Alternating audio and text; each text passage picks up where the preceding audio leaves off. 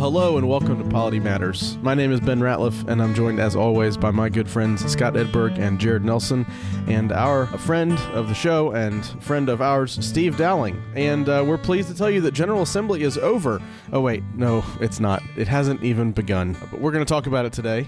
A little bit of housekeeping before we start, and we said this last time. I think I want to make sure that it gets out there as much as we can.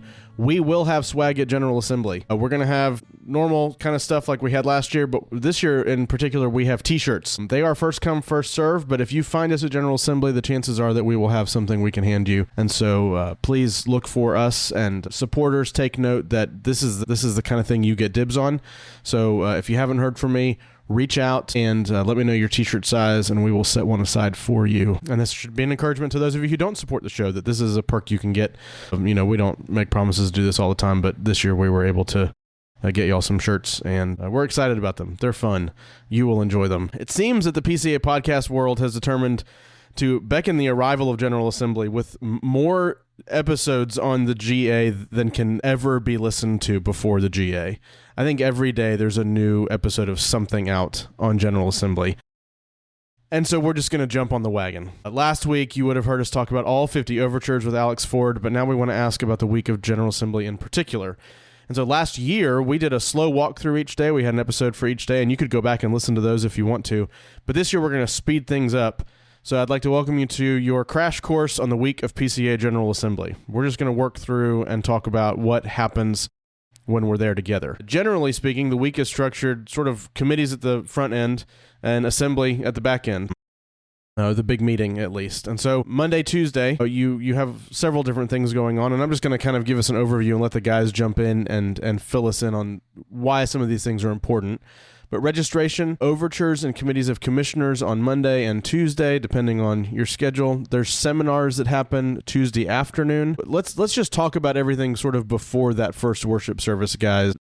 Big ones would be committees of commissioners, and overtures are kind of what everybody's paying attention to. How does it happen? What's going on? Well, these committees of commissioners, whether it be for the agencies and boards or the overtures committee or any of the others, are where the sausage is actually made in the assembly. It's where the debate happens before it actually gets to the floor of the assembly. Things are often sanitized before they get to the assembly floor, and you typically, on the assembly floor, vote up the recommendations of the various committee of commissioners, either up or down.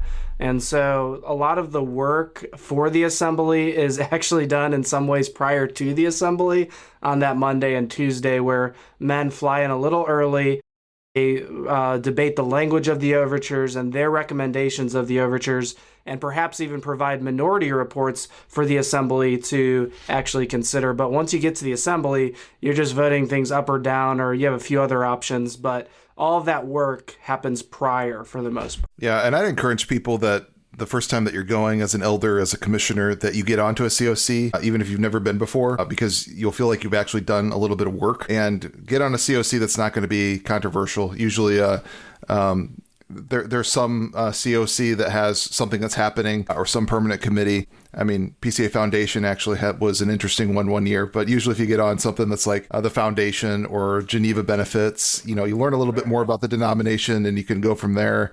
And meet some people that you haven't met before, and actually know some people before the assembly begins. So that would be my encouragement, to get on those committees. Ask, as the presbytery leading up to it, ask to get on one of those. And there you review minutes and can actually feel like you've done some work at the assembly and not just voting when everybody else is voting. I like how productive these guys are. Now I sound like the party guy. So, I'm on overtures again. I've been on it a lot. I like it a lot. And you got to come in on Monday and start at 10 a.m. and you work really hard. But the unexpected benefit of showing up early, like Sunday evening, so that you can go on Monday morning, is the Monday morning breakfasts and coffee, and the fact that everybody is not fully absorbed at that time. You get to talk to them and see old friends and, folks that maybe you haven't seen in a couple of years. And it's kind of before everything really gets rolling, kind of a really neat thing to have some social time with brothers where you just otherwise don't get it. And again, I go whole years without talking to these people, and yet when I see them, it's like you light up. It's like, oh man, there's Joe. That's awesome. So underrated feature of Monday morning at General Assembly is that it's a wonderful social time to catch up with folks and see them before you really get into work in earnest. It's really time for Ridgehaven to have something, blow up, I think, on their COC. Wouldn't you say? I mean, I was on there a few years ago. It's fairly tame. Yeah, if you happen to be at the assembly in these first couple of days, going into the what do we call it? The gallery in the Overtures Committee can be a fun thing to do if you're looking for something to do for a couple hours. Just kind of, usually there's as many seats for members of the Overtures Committee available for observers of the Overtures Committee. So go watch and see how that's done.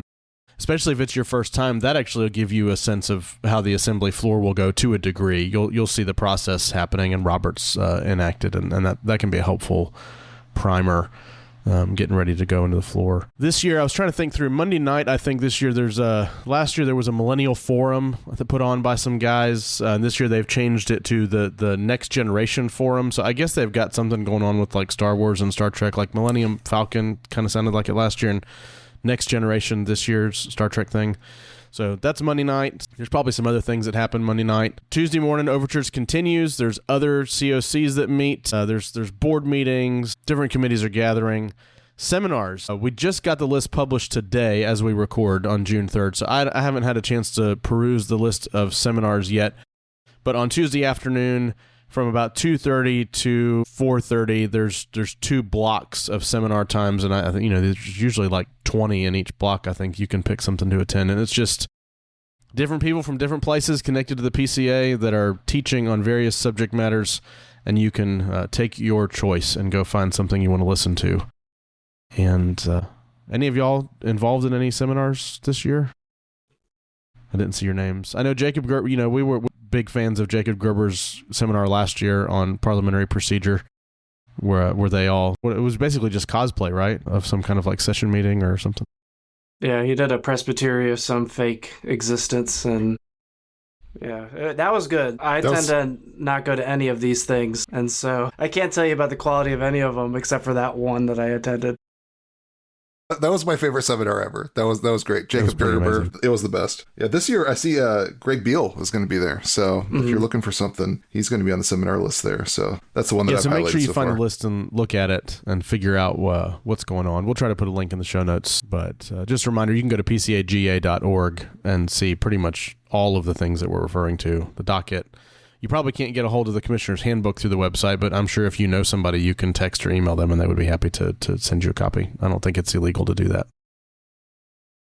How could you say that on this show?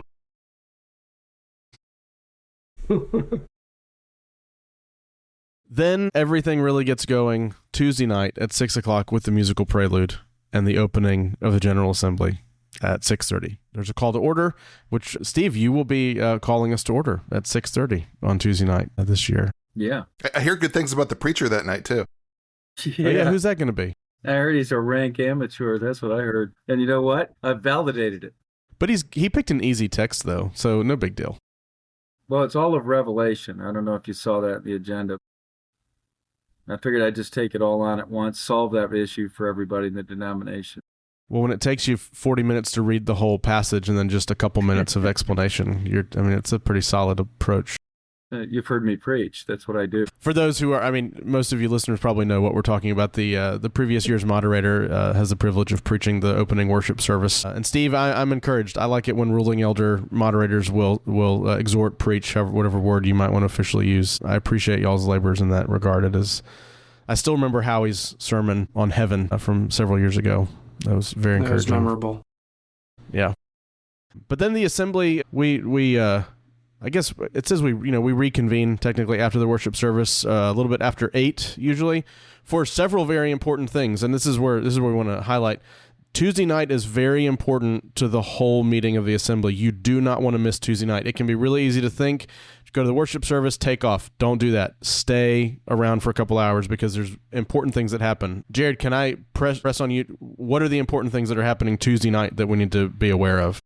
Well, one of the biggest things is the election of the next moderator. Steve can't just keep serving even if we want him to. So we have to elect somebody, and it's been tradition that it goes back and forth between ruling elder and teaching elder. So this will be a teaching elder year. And sometimes those are contested elections. So it's worth being there and seeing who you're going to vote for that. They adopt the docket after that, and we'll have some votes right away that are important, especially on the BCO amendments. There's at least 4 that have gone through. There are 4 that have gone through that actually need to be ratified this time. There's been cases in the past where previous BCO amendments have failed on the second vote. So these were voted on last year. They've made it through at least 59 of the presbyteries, and then they're coming back and they have to be voted on again the next General Assembly, and that's one of the first things we do. And so we'll vote on that. If there are, and I think there are a few RAO amendments and that governs how we govern or how we function in the assembly. We'll be voting on those because it'll affect how we do business this year, and we'll vote on those. So right away, BCO amendments and RAO amendments, those are some pretty big deals, so worth sticking around and listening to and considering. One reason we do those votes so early is because they require a certain percentage of the whole enrollment, not just of those present. And so you're most likely to, am I saying that right? Don't y'all correct me if I'm wrong. So it's important that most likely everybody's in the room if they're going to be on that evening, and so we do them early. Thankfully, they have parliamentarians that are there for the math because pastors aren't good at math. We're not. No. I was told there would be no math. Well, we only have to take through Cal 2 in seminary, so, I mean. Whenever we get to this vote on RAO amendments, it's like doing your W-2 or something where you're like getting a new job and you're like, how do I fill this thing out again? How many yeses do we need to actually pass this RAO amendment? But every year it's the same question. How many people? And then they sit up there for 15 minutes. But maybe with Steve up there, he'll be able to expedite that process before he ultimately leaves the stage. Because it's always... I think I'm done. I think that's next guy's problem. You're done before that. Yeah. Don't leave too fast. Stay up there and do the calculations before we vote. If only we knew we had to do the calculations, so that we could prepare for them. Yeah, I mean, if only there was some way to, anticipate these troubles. I'm looking at a piece of paper that has it written down that we're doing them. So, anyway. Usually we'll go till 10-ish on Tuesday night. There's other things that will come up, but we'll try to press through a little bit to knock some stuff out. And yeah, Wednesday morning begins kind of the big deal stuff. Not that Tuesday night's unimportant, but all the big things you usually hear about start to happen on Wednesday. And one interesting thing this year is that there is no assembly-wide seminar this year. Well, we'll just refer you to historical events from 2024 to guess maybe why that's not happening. But one cool thing about that, it means that the assembly reconvenes at 8:30 a.m. nice and early on Wednesday morning. So we're getting started.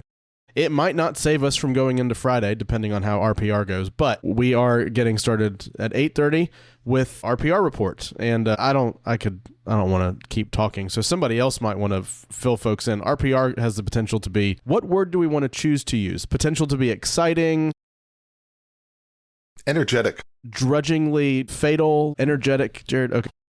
Jared, I mean, I'll just ask you again, I guess. What's going on?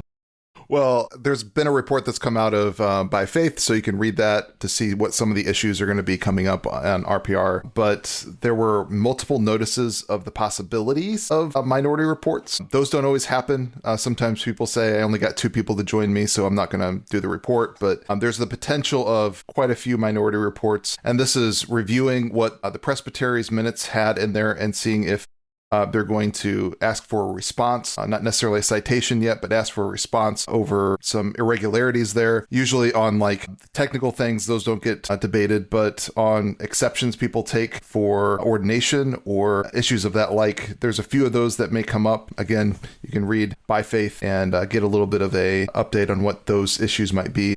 Be prepared to have RPR take more than 15 minutes. Because each minority report is timed and each side gets a chance to speak. And so there's really no option but for it to go for quite a bit of time if we have multiple minority reports.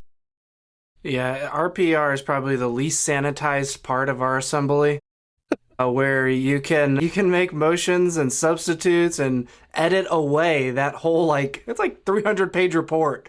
You could change anything in it. It kind of boggles my mind compared to how perhaps clean everything else is on the floor. This could be scrappy if the assembly desires it to be so. And especially the more minority reports that are included, the more scrappy, or the scrappier, I should say, it could get. And so I'm looking forward to it. It's always an entertaining part of the assembly to me. I just sit there and watch and listen. I don't want to participate in that, but I do enjoy the debate as it goes forth. It's potential for an hour per report, isn't it? I mean, Isn't that what is given as an hour for Minority Report? Yeah. So, I actually think I did speak during RPR last year. I won't do that again this year. Was that your your 4-word speech that you stood up and gave? Yeah, I remember. Actually, this is great because Steve is here and he just looked at me puzzled and said, "Okay." What I just said, extraordinaire. He's like, whatever kind of speech that was, I don't know if that did anything. That was your seizure of assets comment. Yeah, seizure of assets. Yeah. That's all I said. Man, it's great. So good. Yeah, so there's 2.5 hours in the docket allotted for RPR with 6 potential Minority Reports. So I mean, y'all do the math. Could push us a little bit.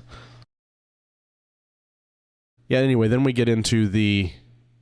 Okay, what's funny is that it says informational and Committee of Commissioners reports, but I have heard men refer to these as the infomercial portion of the thing. So if you don't read it carefully, it could look like infomercial and Committee of Commissioner reports. We're not going to get into details here and now because we decided not to, but these could be more interesting than normal depending on how things go. And over the last several years, we've seen that happen. MTW, RUF, PCA Foundation, all of these over the last, 4, 5, 6, 7, 8 years have had different issues come up that's been, I don't know if you want to say unusual or unique, but when I came into the PCA, everybody told me that COCs were just rubber stamps. That is definitely not the case anymore. It's certainly not the way it goes. And maybe that's a fair question. Steve, maybe you can hit this for me. Maybe for the fresh commissioner coming in for the first time, maybe he's been to 2 or 3 GAs. Are we really just rubber stamping stuff at the assembly? Big stuff's been going on. We're just kind of showing up to get the official vote down, or is there actual business going? No, I absolutely think there's actual business going on, and I think that there are an awful lot of people who come very well prepared, who maybe are not on overtures, but are prepared to address things from the floor. And that the real problem, with the newer commissioner is that it's almost impossible to keep up. So I still remember my very first GA, my good friend and brother, another ruling elder, Bob Norman, and I sat there with the big notebooks and the green card, and we were probably 3 votes behind. At various points, we wound up voting against one another, and we're ultra like-minded. And I was like, "What are you doing?" He's like, "I don't know." And so, it's not a lack of sincerity or anything like that. It's that you don't really realize the amount of preparation that you have to have in order to be effective. And so it can look fairly superficial, or it can look like it's a rubber stamp. But my experience, and I would love to hear from you all on this, is that it is far from that. There are very, very thoughtful men in that room who have both historical understanding, not just both, but historical understanding, theological understanding, parliamentary understanding that needs to be teased out for the benefit of the body, and that men really exercise conscientious judgment when they hear those things. So yeah, I really believe it isn't just sincere, it's also effective. Well, to be prepared for that, my suggestion is go to those reports, and they may be really long, and you may not want to read every report from, every RUF minister or something like that, but go to the end of all of those reports, and that's where the recommendations are. So you may have some reports you want to read all the way through, but every single one of them, go to the end, see what the recommendations are, and just read through those, and see if they seem fine to you, and if they do, then, there may not be a problem. But that's where those things are going to come up. At the very end of the report, you have to vote on the recommendations. So if you're saying, how do I prepare with all these reports? Go to the last page, just print off that last page that has the recommendations on it and have that ready to go. And there may be updates on site. Make sure you have something that can get Wi-Fi, your phone, a tablet, a computer, that you can get those updates, because then you'll know if the COC said, we're changing this recommendation. And that's usually when you're going to have some sort of an interesting conversation. Mm-hmm. Yeah, that's helpful to know. Before every day when you wake up, going to the share drive or share file and re-downloading the COC reports at least, because that's what will be presented on the floor most immediately. And so having access to the Committee of Commissioners reports as it relates to the permanent committee reports, as a first-time commissioner, you might overlook that, like, oh, it's just the Committee of Commissioner, but that actual report is the one that will be most germane to the floor discussion, even more than the permanent committee's report on the matter.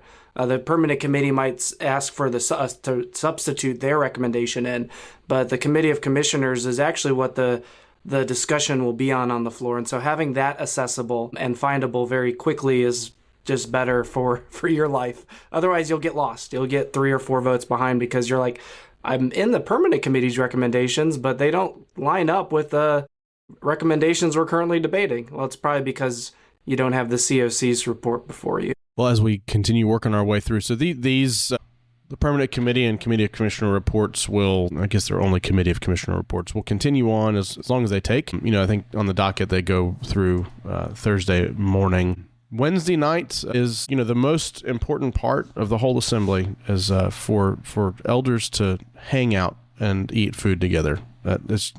Wednesday has become sort of the de facto social hour of the week, and so I think there's a bunch of big events going on this year. One of note is Covenant College is hosting a big picnic up on the mountain. I think the GRN banquet is Wednesday night as well, and the Moore event later on. There's probably other things that I'm outside of my circles that I'm unaware of. But if you're at GA that week, you want to find something to go to. These are great opportunities to connect and network and get to know some guys and be encouraged in the fellowship of the church. So look for something to do Wednesday night, find some people to spend some time with. And then we're back together 8 o'clock on Thursday morning.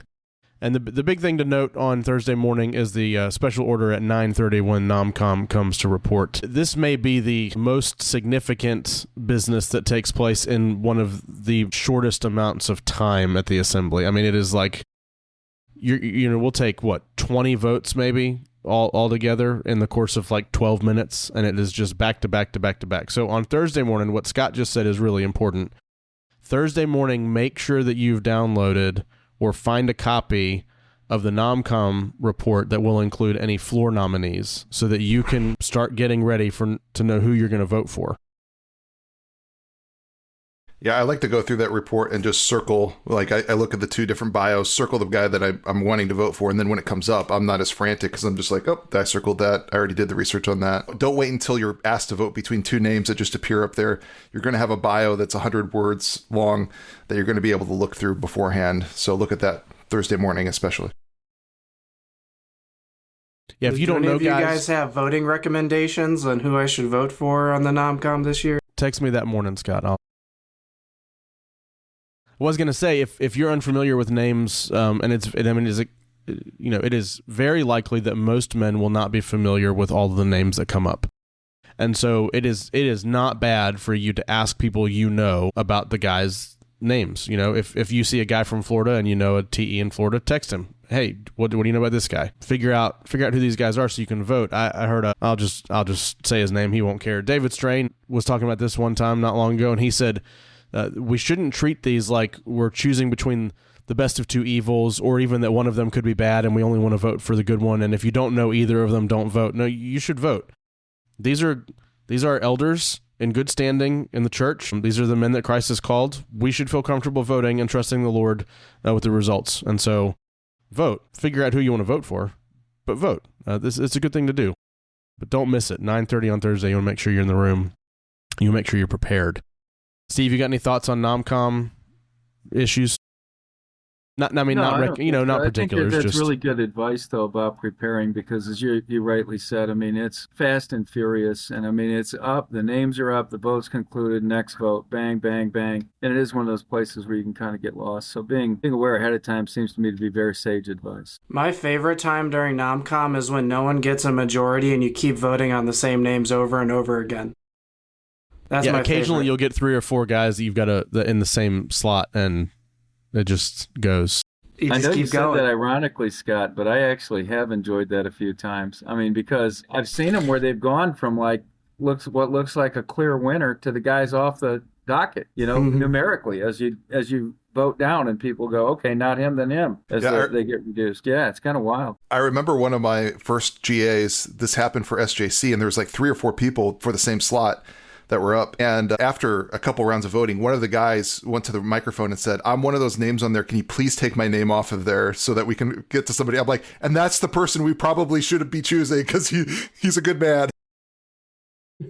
Thursday continues on. And if we don't finish before dinner on Thursday, we'll have dinner. We'll have a worship service again, and then we'll reconvene very late to continue business. This is where the overtures report is right after. I thought I skipped something. There it is. If we're on time, right after NomCom is overtures report. That just shows you how unimportant overtures are in my mind this year. I mean, it's not very many either. So no, we have a whole other show on that though, so people can listen to that if they want. Yes, in theory, you've heard from overtures already from us, but that's where it'll happen around 10 o'clock on Thursday, in theory. Now, hold on. Y'all remind me. NomCom's a special order. So if we're behind, we'll do NomCom. It acts like an order of the day at a Presbyterian meeting, right? And then you go back to where you were. So it's possible that we might not get to overtures at 10 o'clock on Thursday because we could be behind at that point, especially depending on how RPRs. Hopefully we will not still be on RPR by Thursday morning, but yes. Man, hopefully not. Yeah, that's right. Yeah, it is possible though. Anyway. We don't believe in word of faith. We can't speak things into existence, but still, it feels weird. You don't want to say it out loud. Yeah, hopefully we're done by Thursday night, but there is time set aside on Friday if we need to meet. I can't remember the last time we met on Friday. It's been since I've been a commissioner. We did it one year. We met for like 45 minutes.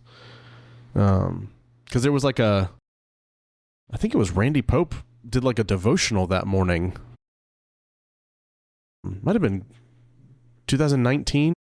Anyway, I think it was the same year we handled the Nashville statement. Randy Pope did like a devotional on Friday morning, and then we stuck around for like 45 minutes, and then we sang Psalm 133, and we finished. A typical year, overtures is probably where most people tune in to focus because you're debating the propositions and issues presently before the church. It's usually the easiest to follow along on with a stream. If you don't have a commissioner's handbook, you can get lost. But during the overtures report, it's mostly consolidated to follow the actual discussion. It might be hard to figure out, they just passed 10 things in omnibus or in gross, but usually once you get onto a subject that you're debating, you can follow along fairly easy. Some of these other things, they just get thrown out in very difficult ways to follow along on a live stream. It's look at recommendation 4 through 9 of this report, and if you're at home, you have no idea what recommendation 4 through 9 is. But on the Overtures Committee report, you can really guess, you can have a better guess of the discussion based on what's being proposed. And so it's a little easier to follow compared to some of the other business, and often where the most substance. Most of the time, if there's discussion on the internet concerning the PCA and the GA, it's somewhere around this committee report, as we actually do actions. Well, that kind of gives everybody a sense of the schedule and what's going to happen when and how to be thinking ahead. Let's just talk for a few minutes about some other kind of bigger picture things. And Steve, I'm going to put you on the spot and ask you a question about moderator.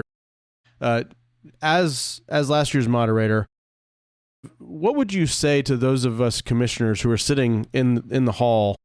What do you want us to know that we should watch for and do that is helpful to the moderator as we're moving? As an example, Fred says, the moderator's job is always to make sure you know what you're voting on.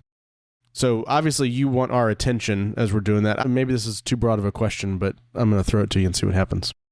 Yeah, it's an interesting thing for me because I think you could answer that question in a lot of different ways. If you've been to a lot of General Assemblies, you'll see that things go differently every year. And what you've just touched on for me last year, I really felt like was the blessing of God because there were some things that were fairly abstruse that we dealt with, in particular on the run up to the clerk election. There was some weirdness there that you may recall. Very difficult things to parse through.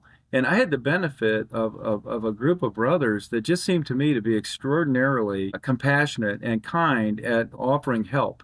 So you'll notice that a lot of the speeches at the microphones last year were not very combative.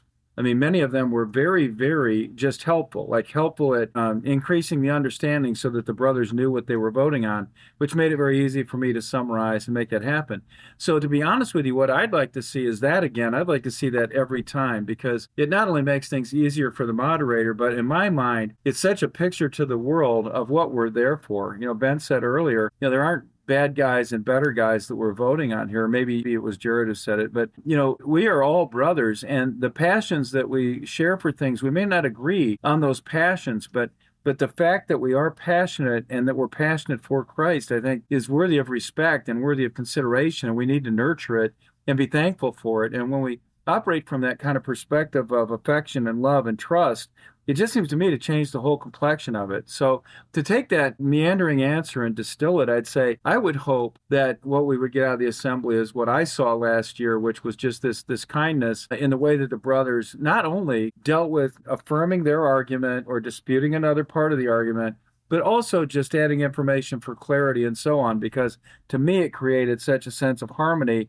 that it very much appeared like a collective effort, like the operation of a court of the church, and not something that was so formalized that you couldn't actually get to a resolution, which sometimes can happen, as you know. That's a good word. I walked away feeling some of those things you're talking about. If you're coming for the first time, even if it's not your first time to the GA, it is worth picking up a copy of Jacob Gerber's Parliamentary Procedure for Presbyters.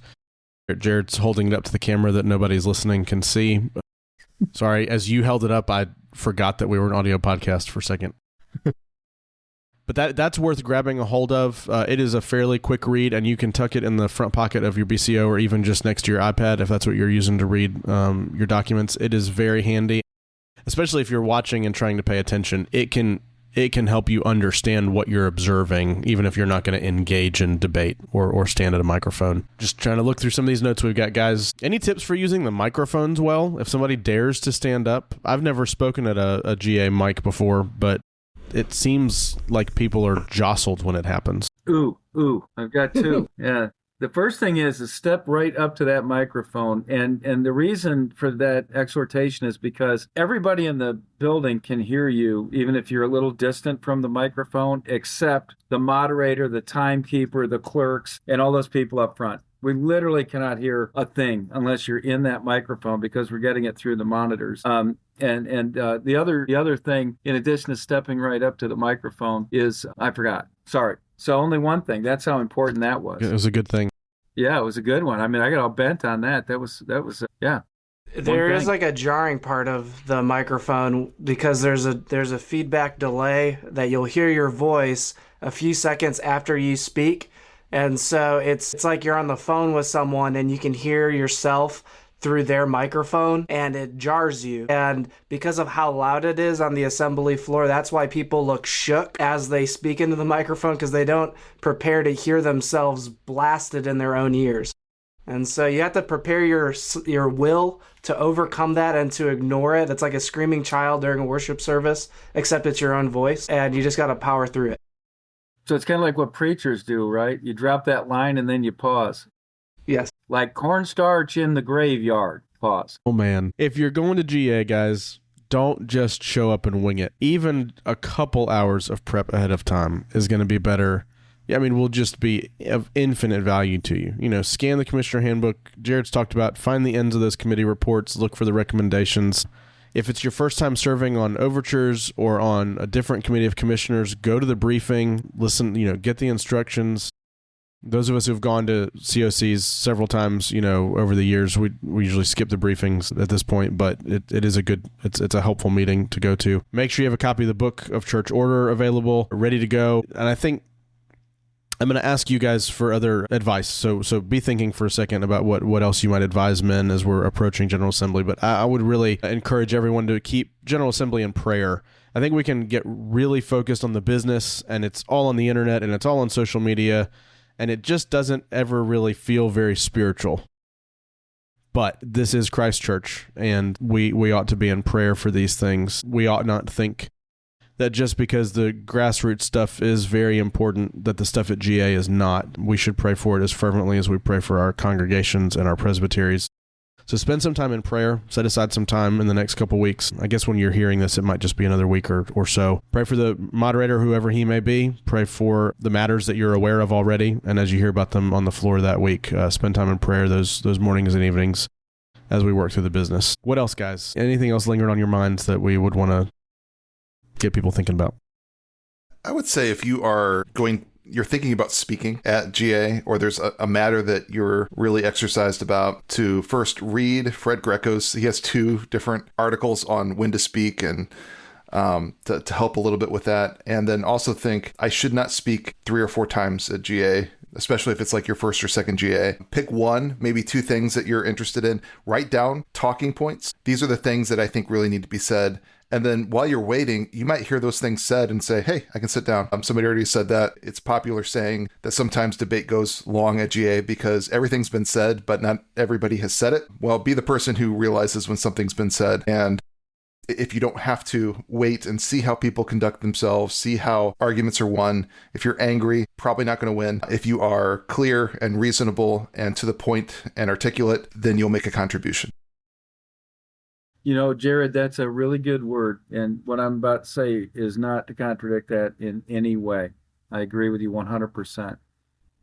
But I would also encourage the brothers that just because you're not Fred Greco, you know, or you're not Jay Nykirk, or you're not one of these men who's so poised at the microphone, don't sit on your hands or you'll never be that guy. If you have something to say, say it. Expect to be met with respect and compassion. Even if there's no response to what you said, there's some benefit in getting involved in the process.